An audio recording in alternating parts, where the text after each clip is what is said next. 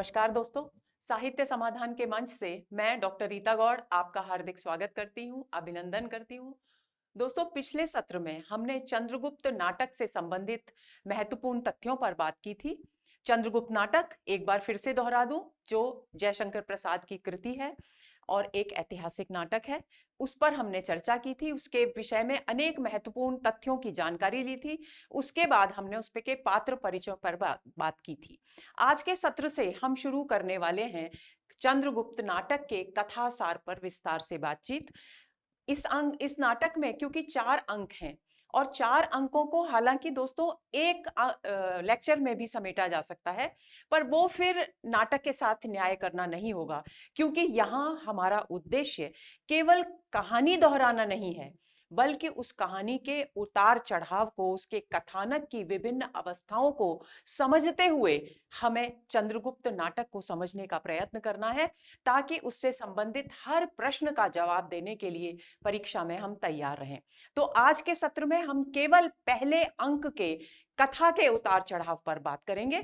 और एक और बात आपको मैं समझाना चाहूंगी, बताना चाहूंगी कि चंद्रगुप्त नाटक की कथा शुरू करने से पहले आपको एक बिंदु याद रखना है। एक बिंदु ये याद रखना है कि संस्कृत नाटकों की परंपरा में 5 अवस्थाएं नाटक के कथानक के विकास की मानी गई हैं, जिसमें से पहली अवस्था है प्रारंभ, दूसरी अवस्था है प्रयत्न, तीसरी अवस्था है प्राप्त्याशा, चौथी अवस्था है नियताप्ति और 5वीं अवस्था है फलागम। इन 5 बिंदुओं को आपको ध्यान में रखना है। अब क्यों रखना है, इससे पहले भी हमने कई नाटक पढ़े हैं, हम लहरों के राजहंस पर भी बात कर चुके हैं, लेकिन हमने कभी इन पर इतने विस्तार से बात नहीं की, क्योंकि दोस्तों ये नाटक उस दौर का नाटक है जबकि संस्कृत नाट्य शास्त्र के अनुकरण पर नाटक लिखे जा रहे थे, और लेखक या नाटककार ये प्रयत्न करता था कि वो इसी प्रकार, इसी क्रम में नाटक के कथानक को ढाल करके प्रस्तुत करे। तो हमको इसकी बहुत गहराई में नहीं जाना है, लेकिन आप व्यवस्थित, क्योंकि नाटक में बहुत सारे पात्र हैं और अंतिम 2 अंकों में तो घटनाएं इतनी तेजी से घटित होती हैं कि हमारे लिए उन्हें समझना, मस्तिष्क में उनका क्रम बिठाना थोड़ा सा कठिन हो जाता है। तो उस स्थिति में यदि हम इन बातों को ध्यान में रखेंगे तो हमारे लिए नाटक के कथानक को समझना बहुत आसान होगा। तो सबसे पहला जो बिंदु है प्रारंभ। प्रारंभ जब भी नाटककार कथानक का प्रारंभ करता है, यानी जैसे कि चंद्रगुप्त नाटक के संदर्भ में ही हम बात करते हैं, तो वो जो नाटक लिखने वाला है उसकी पृष्ठभूमि तैयार करता है और वही प्रारंभ है। तो आप देखेंगे कि पहले अंक में जयशंकर प्रसाद ने पूरे नाटक की पृष्ठभूमि तैयार की है, और पिछले सत्र में हमने चर्चा की थी कि इस नाटक के माध्यम से यूनानी और चंद्रगुप्त मौर्य के संघर्ष के माध्यम से लेखक ने, नाटककार ने ये स्पष्ट किया है कि किस प्रकार अंग्रेजों के खिलाफ आपसी फूट के कारण भारतीय स्वतंत्रता नहीं प्राप्त कर पा रहे थे, और जब महात्मा गांधी के नेतृत्व में वे संगठित हुए तब हमारे देश की स्वतंत्रता का मार्ग प्रशस्त हुआ। तो उस तरह की स्थिति को यहाँ प्रस्तुत किया गया है। तो उस बिंदु को ध्यान में रखते हुए हम समझेंगे कि कैसे इस एक अंक में इसकी पृष्ठभूमि नाटक की प्रारंभ में तैयार की गई है। तो चलिए शुरू करते हैं आज का सत्र। और हाँ, एक बात और मैं आपको बता दूं कि आप बिल्कुल भी इस नाटक को पढ़ने में बोर नहीं होने वाले हैं, क्योंकि हम इस नाटक के महत्वपूर्ण पड़ावों पर इतने रोचक तरीके से बात करेंगे कि आप उसे अच्छा आसानी से हृदयंगम कर पाएंगे। तो सबसे पहला बिंदु, नाटक में कुल 4 अंक, 44 दृश्य और 13 गीत हैं। बात आकर अटकती है 44 दृश्य पर। दोस्तों, पहले मैंने जो प्रति पढ़ी थी वो 1988 का प्रकाशन था और उसमें 46 दृश्य थे, लेकिन आजकल जो प्रतियां आ रही हैं उनमें सभी में 44 दृश्य हैं। तो आपको यह भी पता होना चाहिए कि कुछ एक कृतियां ऐसी भी हैं जिनमें 46 दृश्य हैं पूरे नाटक में, इसीलिए पिछले सत्र में हमने 46 दृश्यों की बात की थी। फिर कुछ बच्चों के कमेंट्स आए, तो मैंने उसकी जांच की, पड़ताल की, देखा तो बहुत जितने भी आजकल नाटक आ रहे हैं चंद्रगुप्त नाटक, उनमें सब में 44 दृश्य हैं। तो आपको परीक्षा की दृष्टि से यदि प्रश्न पूछा जाए तो 44 दृश्य ही को ही सही करना है, क्योंकि वर्तमान में यही सच है। लेकिन आपको साथ में यह भी ध्यान में रखना है कि प्रारंभ में इसमें 46 दृश्य भी थे। दूसरी बात, प्रथम अंक में कुल मिलाकर के 11 दृश्य और 2 गीत हैं। हमें गीतों पर भी विशेष ध्यान देना है, क्योंकि परीक्षा में इस नाटक के यानी प्रसाद जी के नाटक के गीतों पर काफी प्रश्न पूछे जाते हैं। तो 11 दृश्य और 2 गीत हैं। नाटक का प्रारंभ होता है तक्षशिला के गुरुकुल में, और चाणक्य और सिंहरण की बातचीत से होता है। हमने पात्रों के परिचय में जान लिया था। चाणक्य को हम सभी जानते हैं। सिंहरण एक मालव है, मालव गणराज्य का एक युवक है। तो तक्षशिला में वे स्नातक हो चुके हैं। तो चाणक्य कह रहे हैं, सिंहरण से कहते हैं कि सौंपे मुझे गुरुदेव ने ब्रह्मचर्य आश्रम को समाप्त कर गृहस्थ आश्रम में प्रवेश करने की अनुमति दे दी है, और साथ ही मैंने क्योंकि यहाँ शिक्षा प्राप्त की थी, तो भावी जो स्नातक हैं उनको अर्थशास्त्र पढ़ा करके मैंने अपनी गुरु दक्षिणा का भी कार्य पूरा कर दिया है। ये बात वे कहते हैं। भावी स्नातकों से तात्पर्य क्या है? यानी चाणक्य ने तक्षशिला में ही शिक्षा प्राप्त की और तक्षशिला में ही एक शिक्षक के रूप में भी उन्होंने कार्य किया, ताकि वे गुरु दक्षिणा चुका सकें। उसके बाद भावी स्नातकों की जो बात की गई है उसमें सिंहरण और चंद्रगुप्त आदि भावी स्नातक आते हैं, यानी उनके आगे आने वाला जो बैच है, जिसको हम आज की भाषा में कहें, उसमें सिंहरण और चंद्रगुप्त हैं। ये आपको ध्यान में रखना है। फिर वे सिंहरण से पूछते हैं कि तुम मालव कब जा रहे हो? तो सिंहरण बताता है चाणक्य को कि वह भी मालव नहीं जाएगा, क्योंकि उसे तक्षशिला की राजनीति पर नजर रखने की आज्ञा मिली है। तक्षशिला की राजनीति क्यों महत्वपूर्ण है दोस्तों? यहां से पृष्ठभूमि कथानक की शुरू होती है। वो घटनाएं जो आगे घटित होने वाली हैं, उनका केंद्र यही है तक्षशिला की राजनीति, क्योंकि तक्षशिला भारत के उत्तर पश्चिमी सीमा प्रांत का एक वो वह तो शिक्षा का केंद्र भी था, और गांधार राज्य की राजधानी भी था, और भारत में उस यूनान से आने वाले सैनिकों के लिए, योद्धाओं के लिए, आक्रमणकारियों के लिए प्रवेश का द्वार भी था। तो क्योंकि तक्षशिला, आगे हम इसको बहुत अच्छी तरह से जानेंगे, प्रवेश द्वार था, इसलिए तक्षशिला में क्या गतिविधियां चल रही हैं इस पर नजर रखने की उनको आज्ञा मिली, आदेश मिला। किसको? सिंहरण को मिलता है। और इसी दौरान जब वो चाणक्य से बातचीत करता है तो वो ये भी कहता है कि आपने अर्थशास्त्र पढ़ाया, लेकिन मालव को अभी अर्थशास्त्र से ज्यादा अस्त्र शास्त्र की जरूरत है। अस्त्र शास्त्र यानी सैनिक शिक्षा की जरूरत है। ये जो उसका कथन है, ये वाक्य है सिंहरण का, ये भी बहुत महत्वपूर्ण है, क्योंकि इसके द्वारा संकेत किया जा रहा है कि अर्थव्यवस्था से अधिक आगामी समय में जो परिस्थितियां उत्पन्न होने वाली हैं देश में या उत्तर पश्चिमी सीमा प्रांत पर, उसमें युवकों को अर्थनीति समझने की आवश्यकता नहीं है, बल्कि कुशल योद्धा होने की आवश्यकता है। वह चाणक्य को आर्यावर्त के कुचक्रों के फलस्वरूप भयानक विस्फोट होने का संकेत देता है। और साथ ही जब बातचीत हो रही है, इसी दौरान सिंहरण कहता है कि यहाँ बहुत सारी ऐसी गतिविधियां, रहस्यात्मक गतिविधियां हो रही हैं, और ऐसा प्रतीत हो रहा है कि भविष्य में कोई भयानक विस्फोट होने वाला है। और जैसे ही वो भयानक विस्फोट की बात करता है, उसी समय गांधार का जो राजकुमार है आम्भीक, वो प्रवेश करता है और वो सुनता है कि ये 2 व्यक्ति आपस में किसी विस्फोट की बात कर रहे हैं। तो वो उनसे पूछता है, लेकिन वे उसे कोई स्पष्ट उत्तर नहीं देते। क्यों नहीं देते? क्योंकि आम्भीक यूनानियों से मिला हुआ है। इस बात को सिंहरण भली भांति जानता है। तो सिंहरण जब कोई घुमा फिरा कर बात करता है तो सिंहरण से आम्भीक उसका परिचय पूछता है। सिंहरण उसे अपना परिचय केवल एक मालव है, यानी मालव गणराज्य का एक युवक है, इस रूप में देता है। फिर वो और गहराई से परिचय पूछता है तो वो तक्षशिला गुरुकुल के छात्र के रूप में अपना परिचय देता है। आपको ध्यान रखना है कि आम्भीक को सिंहरण ने अपना परिचय किस रूप में दिया? एक मालव के रूप में और तक्षशिला गुरुकुल के रूप में, तक्षशिला गुरुकुल के छात्र के रूप में। इसे सुनकर आम्भीक उसे दुर्विनीत बनाता है। दुर्विनीत जो विनम्र नहीं है, अशिष्ट है, असभ्य है, उसके लिए दुर्विनीत शब्द का प्रयोग किया गया है। तो दुर्विनीत बताता है। फिर आम्भीक को लगता है कि जिस विस्फोट की ये दोनों बात कर रहे थे उसमें निश्चित रूप से चाणक्य का हाथ है, और इस आशंका से भरकर वो अपमानित करता है चाणक्य को, चाणक्य का अपमान करता है, और सिंहरण उत्तेजित हो जाता है चाणक्य के अपमान होते देखकर, और वो उसे आंभीक पर देशद्रोह का आरोप लगाता है कि वो देशद्रोही है, क्योंकि सिंहरण जानता है कि यूनानियों के भारत में प्रवेश के लिए आंभीक ने स्वर्ण प्राप्त कर उसके बदले में क्या खोल दिया है, उनके भारत में प्रवेश के द्वार को खोल दिया है, क्योंकि तक्षशिला यानी गांधार देश ही वो सीमा प्रांत का क्षेत्र था जहां से यूनानी आसानी से भारत में प्रवेश कर सकते थे।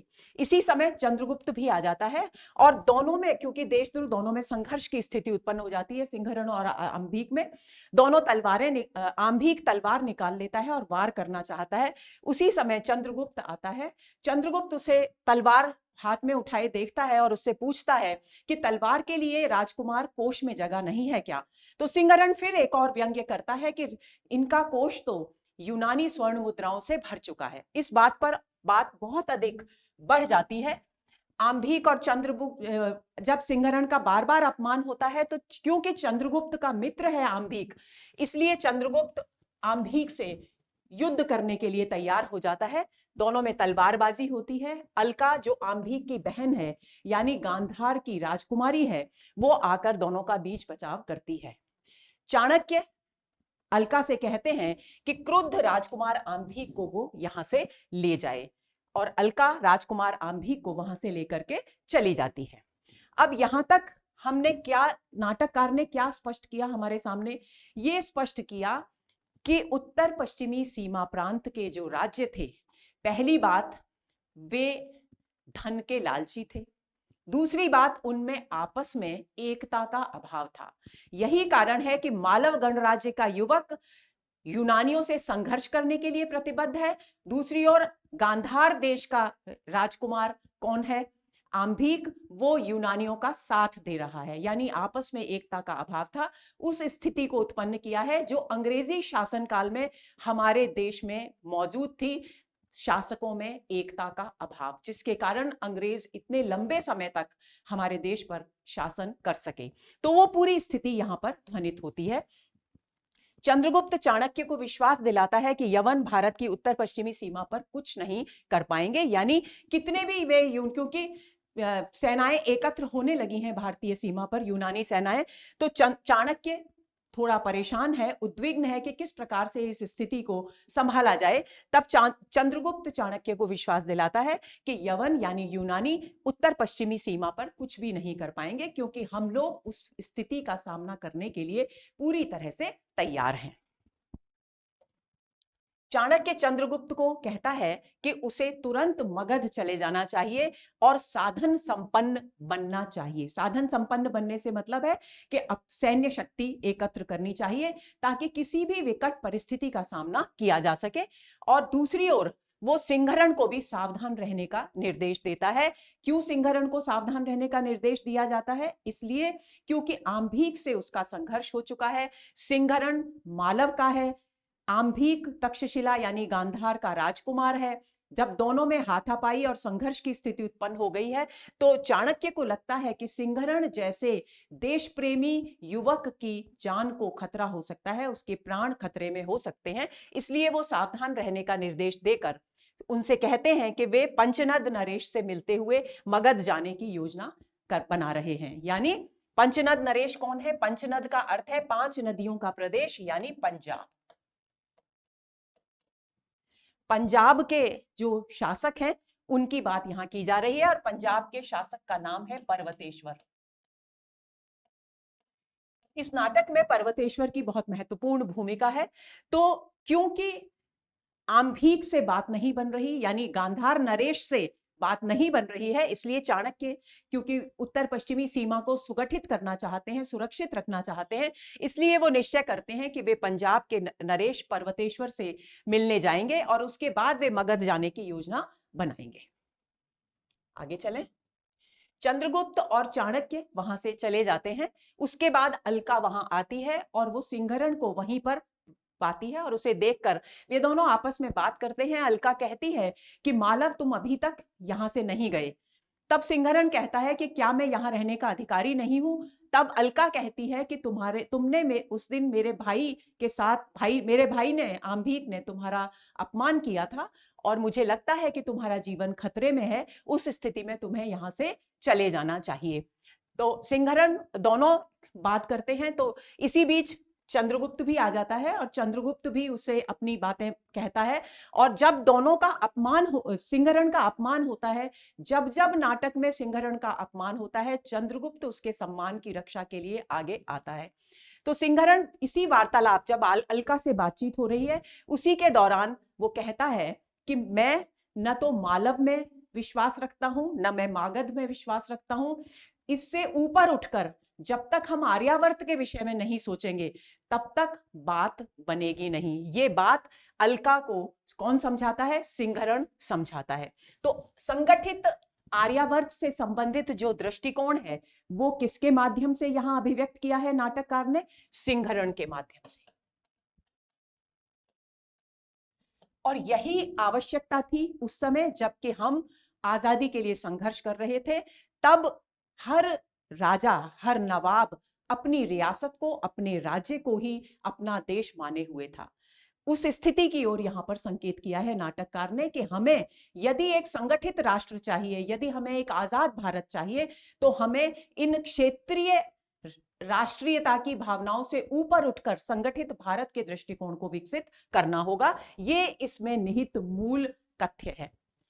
दूसरा दृश्य शुरू होता है। दूसरा दृश्य मगध के विलास कानन से शुरू होता है। विलास कानन यानी नंद ने अपनी विलासिता के लिए एक उपवन बना रखा है, उसका नाम यहां पर विलास कानन है। और दूसरे दृश्य में किसका दृश्य आता है? मगध के विलास कानन का दृश्य आता है। अब आपको क्या ध्यान रखना है? पहले दृश्य में उत्तर पश्चिमी सीमा का पूरा दृश्य नाटककार ने बता दिया कि शासकों में एकता नहीं है, वे आपस में, उनमें आपसी फूट है और यही कारण है कि असुरक्षित है उत्तर पश्चिमी सीमा प्रांत। दूसरे दृश्य में वो बताते हैं कि भारत का जो सबसे शक्तिशाली राज्य है, कौन? मगध। उसके शासक की क्या स्थिति है, वो कितना विलासी है और अपने दायित्व, अपने राजकीय दायित्वों से कितना बेखबर है, इस बात की ओर यहां संकेत किया जाता है। और इसी पृष्ठभूमि के द्वारा वे ये भी बताते हैं कि चंद्रगुप्त क्यों चाहता है, चाणक्य क्यों चाहता है कि नंद वंश को समाप्त कर यहां पर एक शक्तिशाली शासन की स्थापना, सुगठित शासन की स्थापना की जाए। तो यह दृश्य मगध के विलास कानन से प्रारंभ होता है।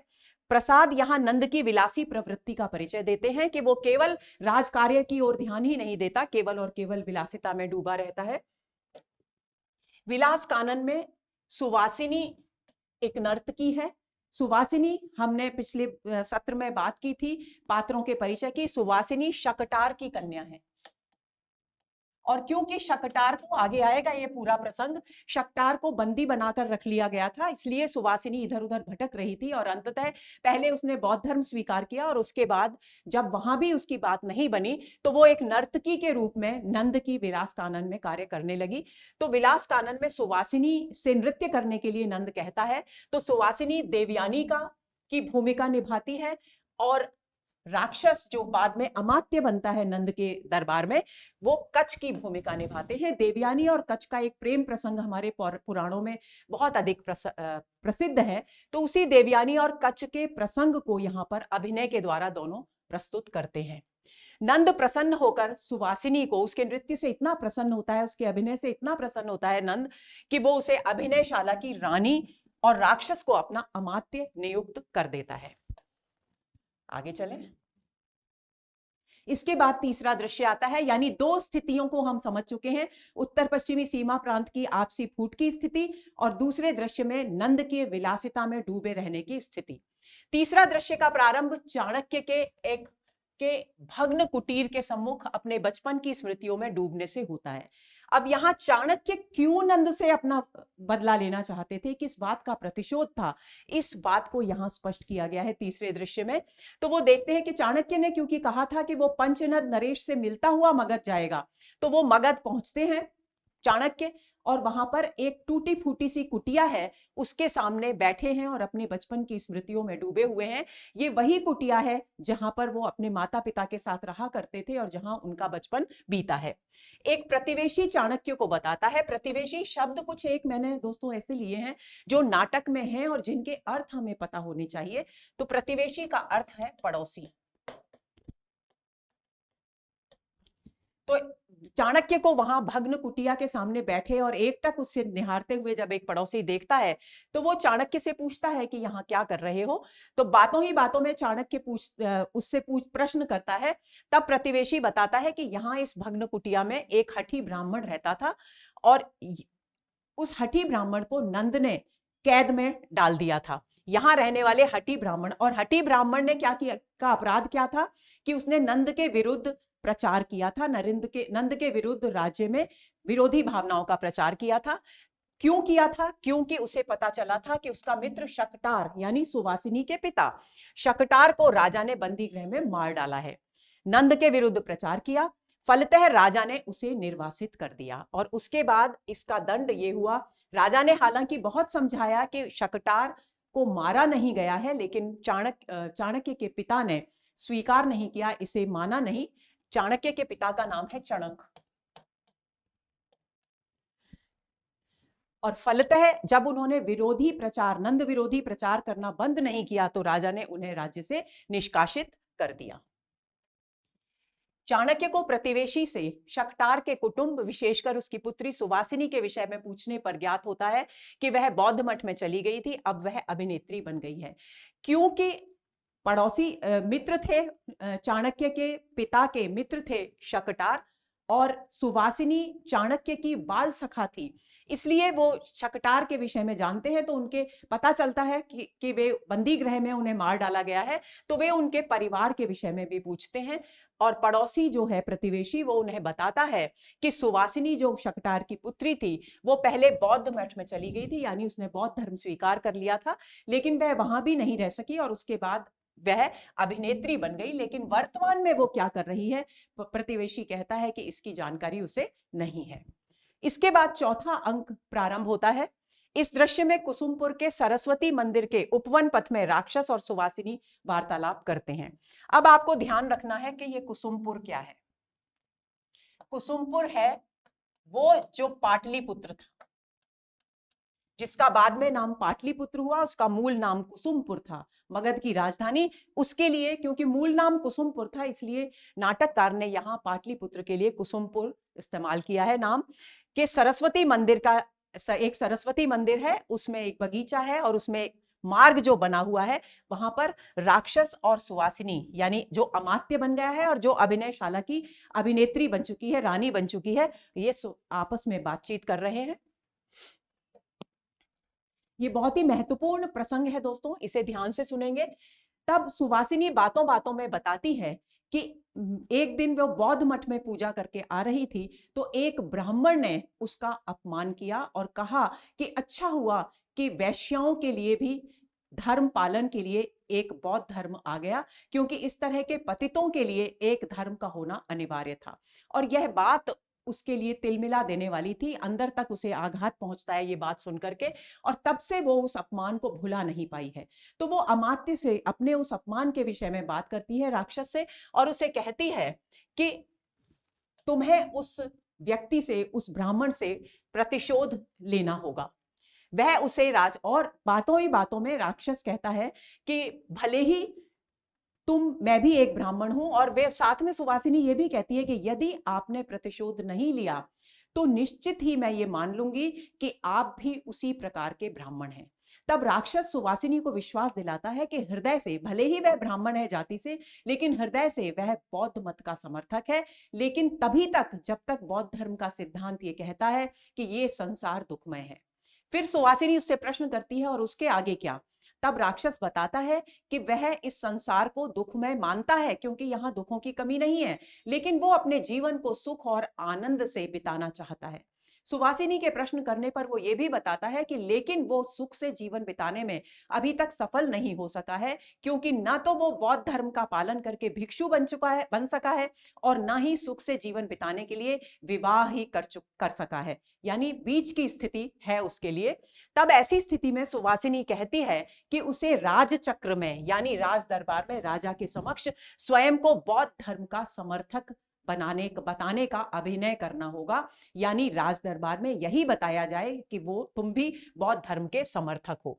वह सहमति प्रदान करता है और ये बात सुनकर के राक्षस के प्रति सुवासिनी अपना आत्मसमर्पण कर देती है, अपना हृदय उसे अर्पित कर देती है, यानी उसके प्रेम के प्रस्ताव को स्वीकार कर लेती है और अपने हृदय के प्रेम को प्रकट करती है।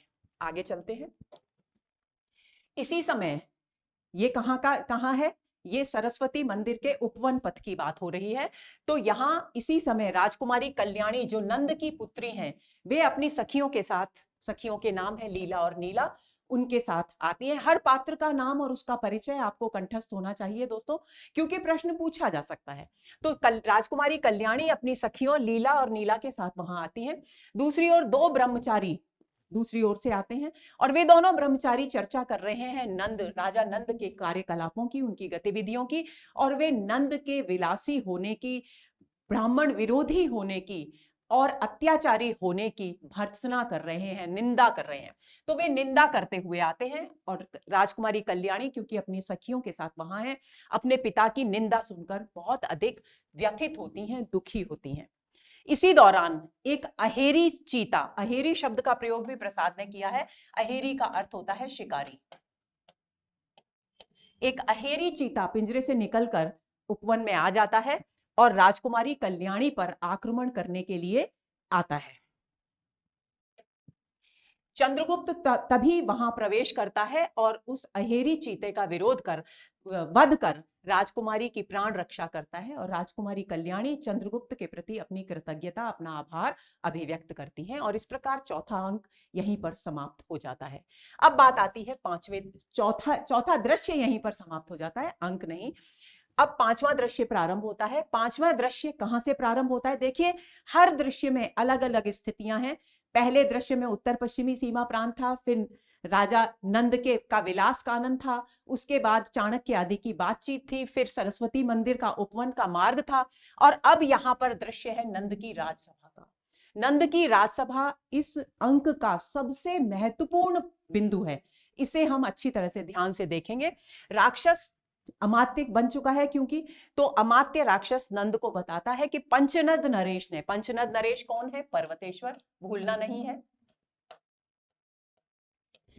पर्वतेश्वर ने प्राच्य देश, प्राच्य यानी पूर्व का देश, पूर्व दिशा के लिए प्राच्य देश, और पूर्व का देश कौन सा है? यानी मगध।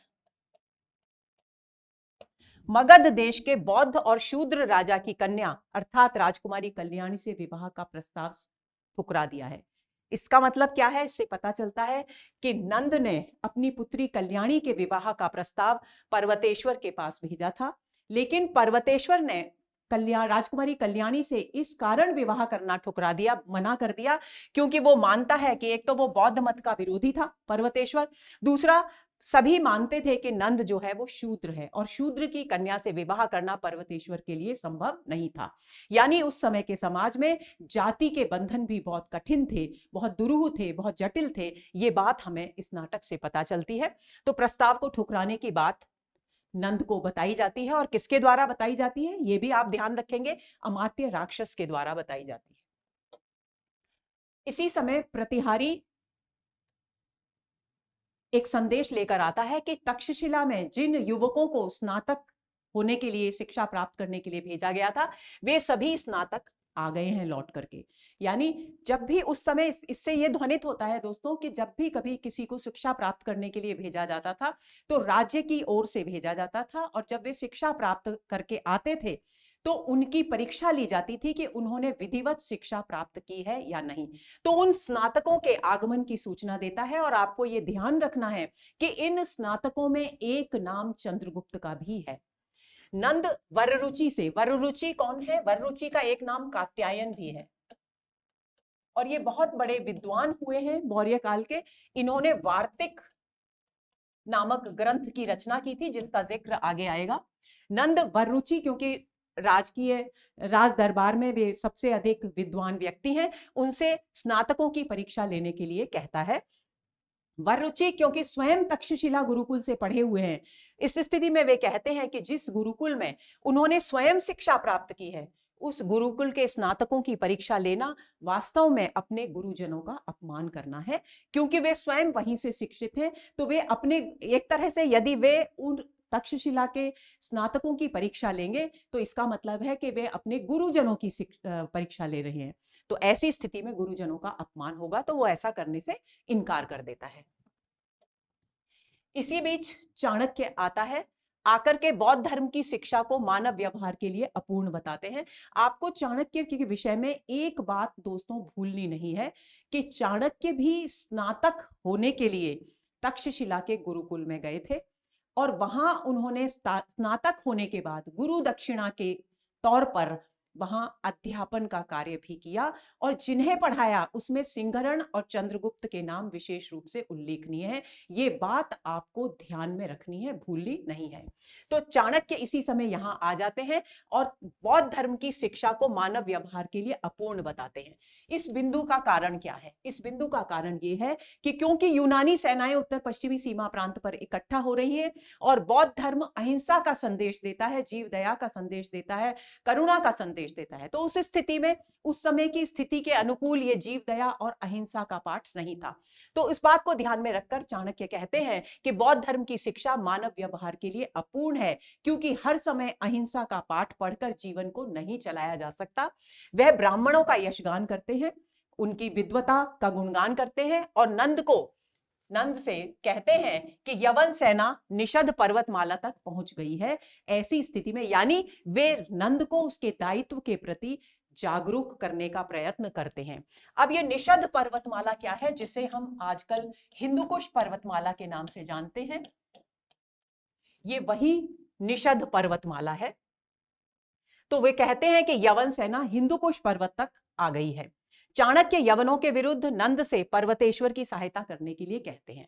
अब देखिए किस तरीके से राजनीतिक चक्र घूम रहा है, इसकी पृष्ठभूमि अच्छी तरह से जयशंकर प्रसाद यहां स्पष्ट कर रहे हैं कि पर्वतेश्वर से मिल चुके हैं, पंचनद नरेश से मिल चुके हैं चाणक्य, और उन्होंने देख लिया है, जान लिया है कि पर्वतेश्वर यवन सेना के समक्ष आत्मसमर्पण नहीं करने वाले। दूसरी ओर वे ये भी जानते हैं कि आंभीक जो गांधार का राजकुमार है, वो आत्मसधन के लालच में आत्मसमर्पण कर चुका है। तो ऐसी स्थिति में पर्वतेश्वर पूरी दृढ़ता के साथ, पूरे साहस और सफलता के साथ यूनानी सेना का सामना करें, तो वो मगध से यानी नंद से यवन सेना की सहायता कर, पर्वतेश्वर की सेना की यवनों के विरुद्ध सहायता करने की बात कहते हैं। तो ये प्रस्ताव यहां रखा जाता है। लेकिन नंद कैसे है? नंद है विलासी प्रवृत्ति का व्यक्ति, इसलिए वो स्पष्ट रूप से पर्वतेश्वर की सहायता करने से इनकार कर देता है। दूसरा एक और कारण है पर्वतेश्वर की सहायता करने से इनकार करने का, क्योंकि पर्वतेश्वर ने राजकुमारी कल्याणी के विवाह प्रस्ताव को ठुकरा दिया था। वो अपमान का घूंट अभी तक उसके मुंह में, उसकी कड़वाहट है। यही कारण है कि वो पर्वतेश्वर की सहायता करने से इनकार कर देते हैं। यानी भारतीय राजनीति की एक और बात को यहां स्पष्ट किया, एक और बिंदु को यहां स्पष्ट किया गया है, और वो बिंदु है आपसी द्वेष में उलझे राजा महाराजा। आपसी द्वेष के कारण, आपसी द्वेष में उलझे रहने के कारण वे उन द्वेष से ऊपर उठकर केवल और केवल राष्ट्र के, देश के हित में सोच ही नहीं सके। उस बात की ओर यहां संकेत किया गया है। राजकुमारी कल्याणी इस बात को पूरे को सुनती हैं और वो कहती हैं कि अपने अपमान का बदला लेने के लिए और पराजित पर्वतेश्वर को सहायता देकर नीचा दिखाने के उद्देश्य से वे स्वयं सैन्य संचालन करेंगी। यानी इसका मतलब क्या हुआ? इसका मतलब ये हुआ कि राजकुमारी कल्याणी अपने पिता से, पिता तो इनकार कर देते हैं, लेकिन राजकुमारी कल्याणी कहती हैं कि पर्वतेश्वर जब यूनानी सेना से संघर्ष कर रहे होंगे और उनकी स्थिति दुर्बल पड़ जाएगी, तब वो स्वयं अपनी सेना लेकर उनकी सहायता के लिए जाएंगी और उन्हें नीचा दिखाएंगी कि वो एक शूद्र कन्या नहीं बल्कि एक क्षत्राणी है और उनमें क्षत्रिय गुण भरपूर मात्रा में विद्यमान है। ये बात यहां कहते हैं। लेकिन अमात्य राक्षस राजकुमारी के इस प्रस्ताव का विरोध करते हैं और कहते हैं कि राजकुमारी राजनीति महलों में नहीं रहती, यानी उन्हें इस सारी राजनीतिक चक्र में नहीं पड़ना चाहिए, दूर रहना चाहिए। ये सांकेतिक अर्थ है राक्षस के वक्तव्य का। राक्षस राजकुमारी को समझाता है कि वे राजनीति को हमारे लिए छोड़ दें, क्योंकि राजनीति राजमहलों में नहीं रहती। वह चाणक्य से कहता है, कौन कहता है? राक्षस, कि परीक्षा देने से ही कोई व्यक्ति साम्राज्य नीति समझने योग्य नहीं हो जाता। यानी राक्षस भी चाणक्य, क्योंकि राक्षस भी वहां क्या कर रहा है, नंद के दरबार में बौद्ध होने का अभिनय कर रहा है, और चाणक्य ने बौद्ध धर्म को की शिक्षा को अपूर्ण बताया है। तो चाणक्य के राक्षस के लिए चाणक्य का विरोध करना लाजमी हो जाता है। तो उस स्थिति में वो कहता है कि केवल परीक्षा दे देने मात्र से कोई व्यक्ति साम्राज्य नीति को पूरी तरह से समझने में समर्थ नहीं हो पाता। चाणक्य और चंद्रगुप्त दोनों नंद को यवन आक्रमण की भयावहता से परिचित कराते हैं।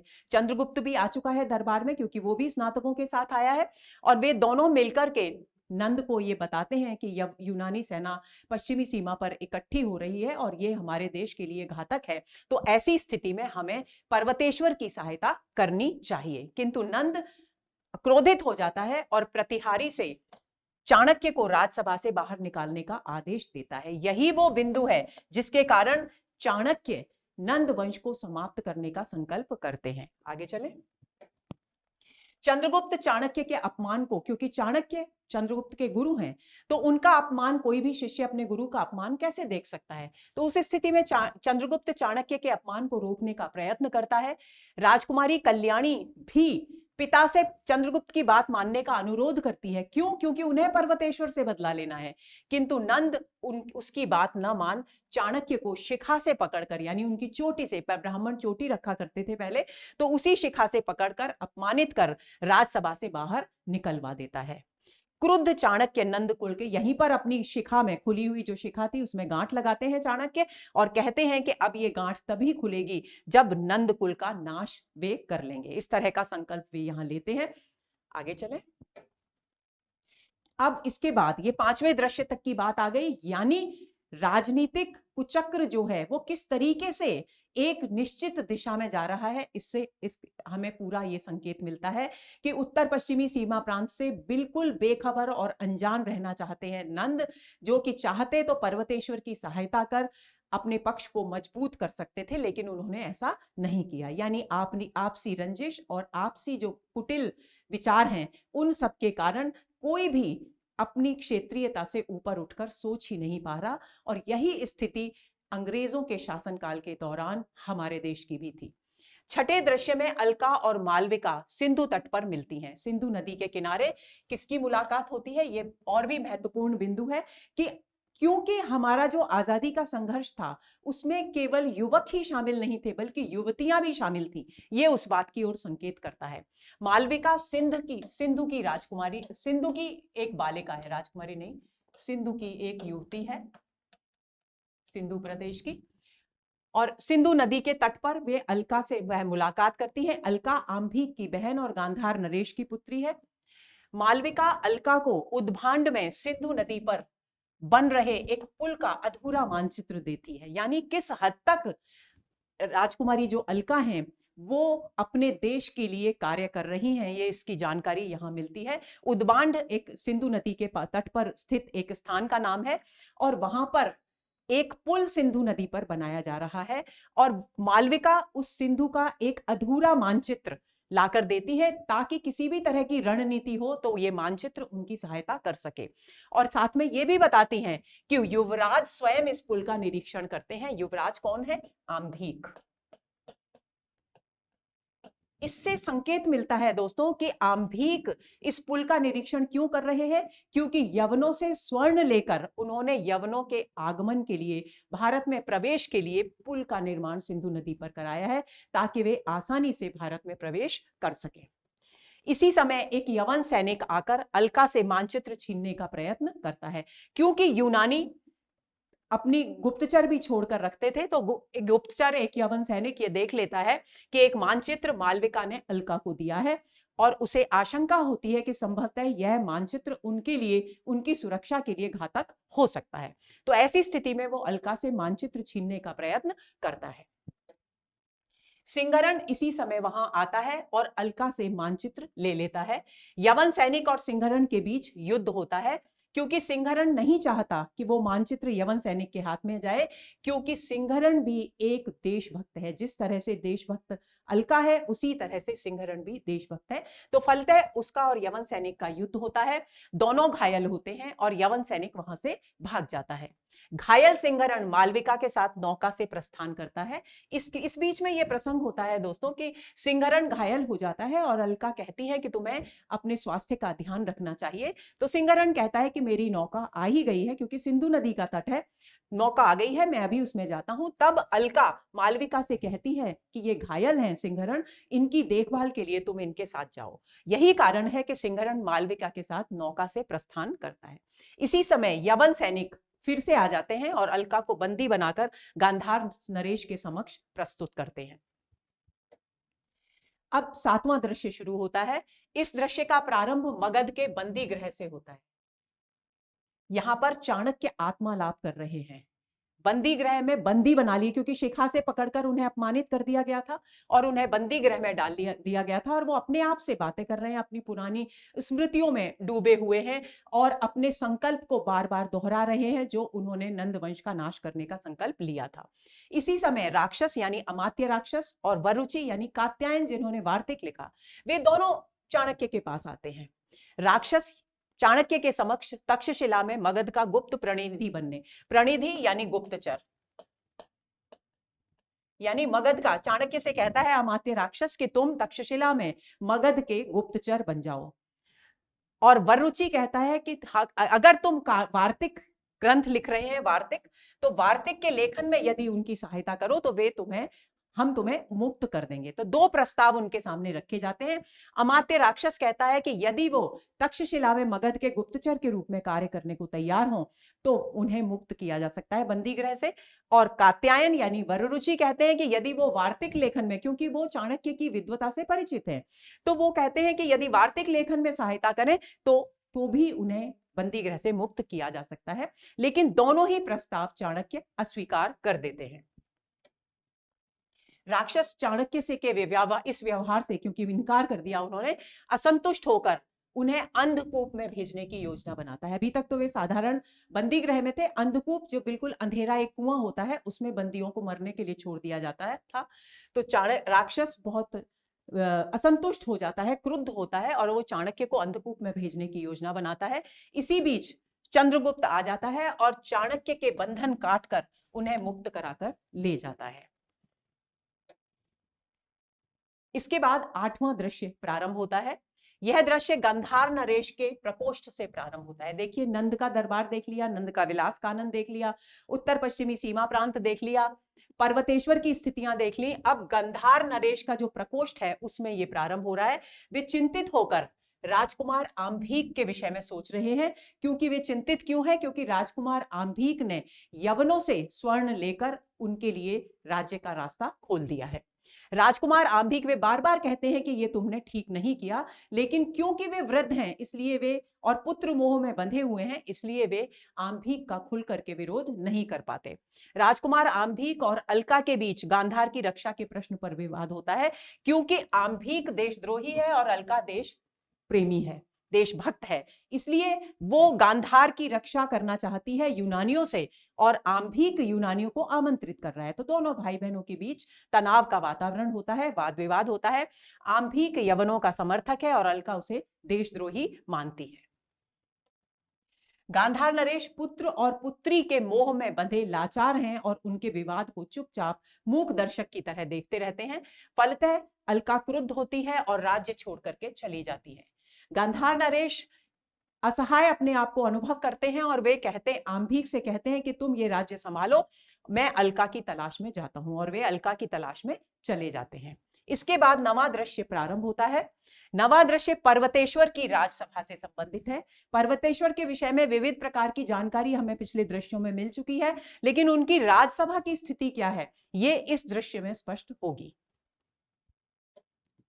चाणक्य पर्वतेश्वर से, अब चाणक्य कहां आ गए हैं? पर्वतेश्वर के पास आ गए हैं, क्योंकि नंद ने उनके प्रस्ताव को, पर्वतेश्वर की सहायता यूनानियों के विरुद्ध करने के प्रस्ताव को अस्वीकार कर दिया है।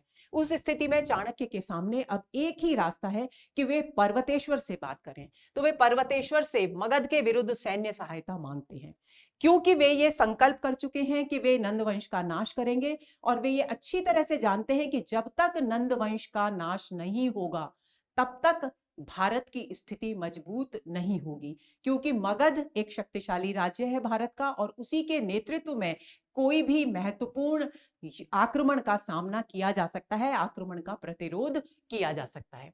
तो ऐसी स्थिति में वे पर्वतेश्वर से कहते हैं कि वे उन्हें मगध के विरुद्ध सैनिक सहायता प्रदान करें, ताकि नंद के शासन को समाप्त कर सुशासन स्थापित किया जा सके।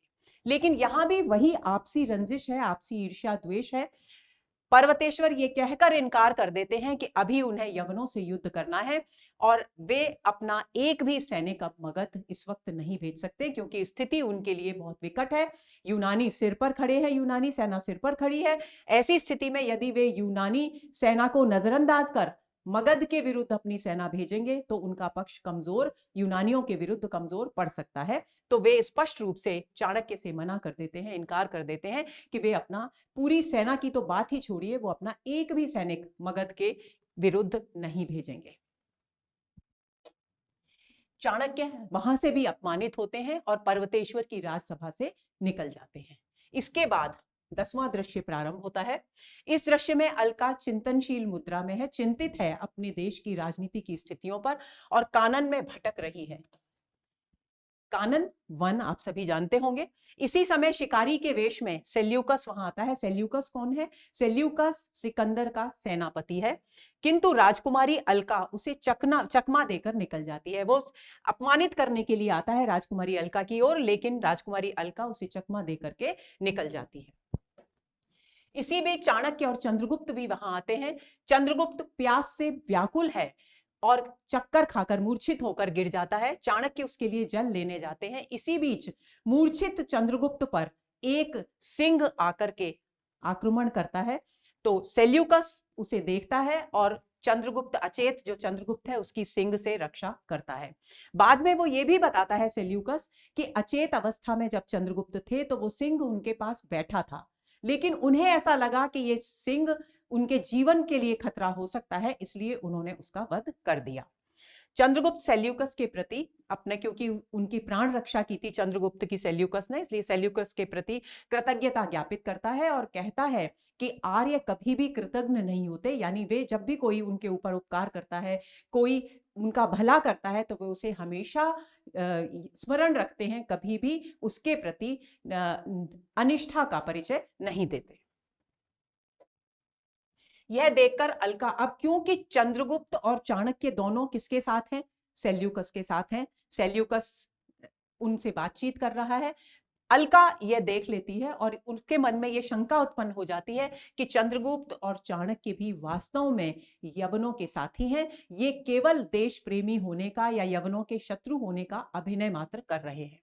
वह महात्मा दांड्यायन को नमस्कार करने के लिए उनके आश्रम की ओर प्रस्थान करती है, और उस स्थिति में उन्हें महात्मा दांड्यायन उत्तर पश्चिमी सीमा प्रांत के इस नाटक में एक ऐसे पवित्र ऋषि बताए गए हैं जो इनकी भविष्यवाणियां बहुत सही निकलती हैं, सत्य निकलती हैं, और सभी उनके प्रति असीम श्रद्धा रखते हैं। यानी स्वयं सिकंदर भी उनके दर्शन के लिए गए थे, ऐसा इस नाटक में उल्लेख है। तो महात्मा दांड्यायन को नमस्कार करने के लिए, ताकि वो अपने चित्त की उद्विग्नता को वो समाप्त कर सके, वो आश्रम की ओर प्रस्थान करती है।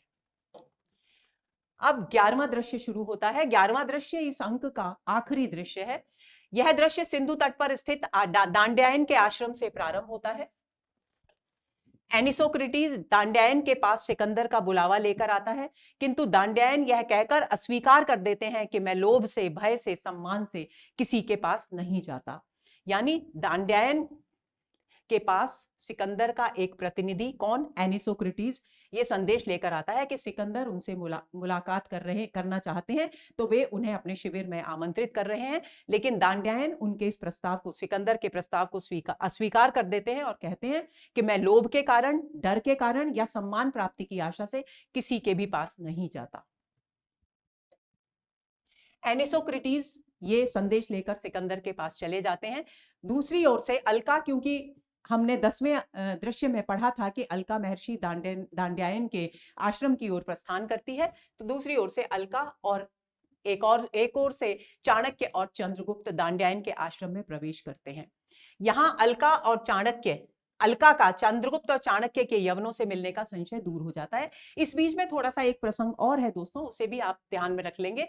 अलका क्यों आई थी दांड्यायन के आश्रम में? क्योंकि वो अपने चित्त की उद्विग्नता को, असंतुष्टि को समाप्त करना चाहती थी, चित्त की शांति चाहती थी। तो वो आकर के सबसे पहले दांड्यायन को प्रणाम कर उनसे कहती है कि वह अब गांधार में रहना नहीं चाहती। तब दांड्यायन कहते हैं कि तुम तो लक्ष्मी हो गांधार की, तुम यहां से क्यों जाना चाहती हो? तो वो अपनी उद्विग्नता का कारण बताती है, और उसके बाद दांड्यायन उनसे कहते हैं कि ठीक है, तुम गांधार से चली जाओ, लेकिन जब भी इच्छा हो तुम यहां आ सकती हो। इसके बाद अलका दूसरा प्रश्न दांड्यायन से करती है कि ये जो आपके सामने दो महाशय बैठे हैं, चाणक्य और चंद्रगुप्त, ये यवनों के अनुगत क्यों होना चाहते हैं, यानी ये यवनों के पक्ष में क्यों हैं?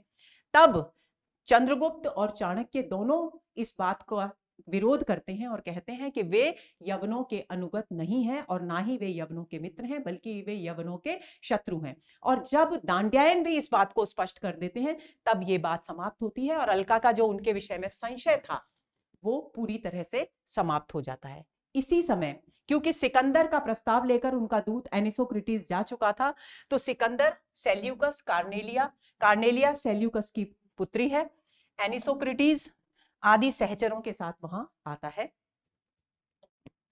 यहां दांड्यायन चंद्रगुप्त के भारत का भावी सम्राट होने की घोषणा करते हैं, दोनों में बातचीत होती है। सिकंदर उनसे दांड्यायन से विजयश्री का आशीर्वाद मांगते हैं, लेकिन दांड्यायन विजयश्री का आशीर्वाद देने से मना कर देते हैं और वो कहते हैं कि राज्य की में सुशासन की स्थापना विजयों से नहीं होती, बल्कि लोक कल्याण से होती है। और ये कहकर वो चंद्रगुप्त की तरफ इशारा करके कहते हैं कि ये भारत का भावी सम्राट बैठा है। और यहीं पर आकर 11वां दृश्य समाप्त हो जाता है और साथ ही पहला अंक भी नाटक का समाप्त होता है। आपको ध्यान में रखने हैं, हमने चर्चा की थी शुरू में कि पहले अंक में 2 गीत हैं। आपको पता होना चाहिए कि कौन सा गीत किसके द्वारा गाया गया है और कब गाया गया है। तो पहला गीत है तुम कनक किरण के अंतराल में लुक छिप कर चलते हो क्यों। ये सुवासिनी गाती है, ये नंद के विलास कानन में गाए जाते हैं दोनों गीत।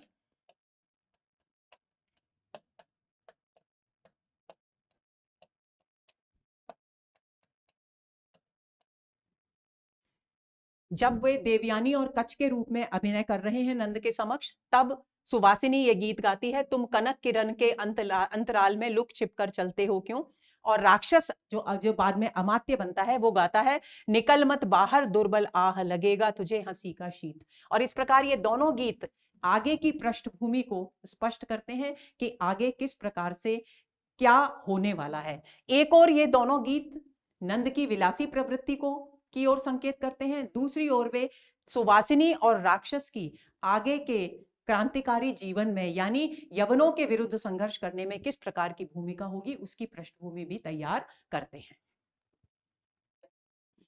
ये हुआ दोस्तों हमारा आज का सत्र। उम्मीद करती हूं कि पहले अंक के सभी दृश्यों की कथा आपको अच्छी तरह से समझ में आ गई होगी, क्योंकि नाटक का पहला पड़ाव क्या है, पहली स्थिति क्या है, पहली अवस्था क्या है, प्रारंभ। और यहाँ इस अंक में 11 दृश्यों के अंतर्गत जयशंकर प्रसाद ने अपनी कथावस्तु का आधार स्पष्ट किया है, जिसको इस नाटक के माध्यम से वे प्रस्तुत करना चाहते हैं। तो उम्मीद करती हूं कि ये इस अंक की पूरी कथावस्तु, उसका विकास, उसका मूल तत्व, उसका मंतव्य, उसका लक्ष्य, उसका उद्देश्य क्या है, ये आपकी समझ में अच्छी तरह से आ गया होगा। अगले सत्र के इंतजार में रहिए। नमस्कार।